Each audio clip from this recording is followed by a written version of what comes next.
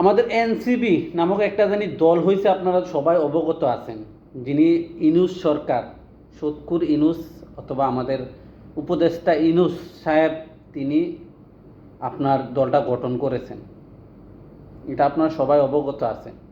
মাশাল্লাহ মাশাল্লাহ দিলে খুব ভালো ভালো লুক দিয়ে দলটা গঠন করছেন। কয়েকজন ছাত্র ল্যাংটা ফলাহাইন দিয়া যে দলটা গঠন করছেন।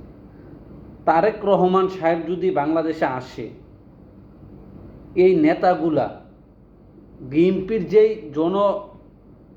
জনগণ আছে বা যে শক্তি আছে, তারা সবাই মাটির তলফে দেখিব, ফারার তলফ হয়ে রেডি মরে দেখিব। যে এইগুলা আছে, যে এনসিপির যে কর্মী আছে, এগুলা তারেক রহমান যদি এয়ারপোর্টে নামে, এয়ারপোর্ট থেকে আনতে সময় যে লুকগুলা হবে, এই লুকগুলার পাড়ার তলে পরে এই লুকগুলা মারা যাবে, এনসিপির নেতাকর্মীরা মারা যাবে।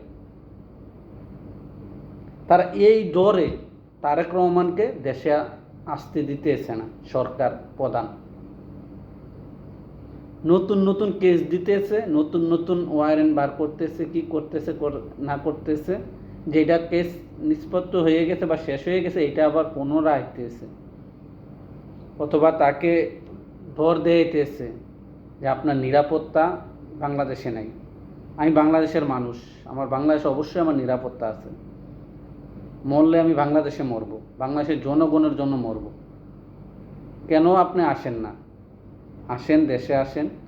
আসে যেই সাওয়ালগুলা, ছাগলের বাচ্চাগুলা আপনার মনে করেন যে ঘেউ ঘেউ করতেছে, এগুলাকে একটু ফিনিশ করা দরকার। এগুলা যদি নির্বাচন হয়, আওয়ামী লীগ অথবা বিএনপি অথবা জামাত শিবির যে ক্ষমতাতে আসুক,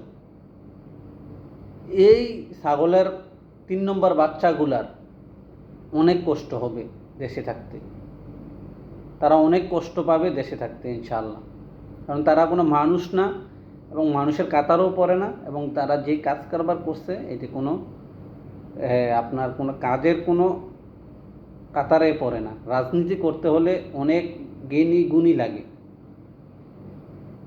মেধায় জ্ঞানী হলে চলে না, খালি কলম লেখাপড়া হলে চলে না। রাজনীতি করতে হলে মাথার ব্রেন লাগে।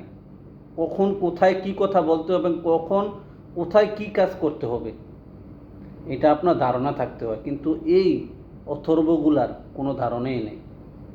এরা কতক্ষণ মুজিবের মূর্তি ভাঙে, কতক্ষণ মুজিবের বাড়ি ভাঙে, কতক্ষণ শেখ হাসিনারও কবর দেয়, কতক্ষণ শেখ হাসিনারে গালাগালি করে।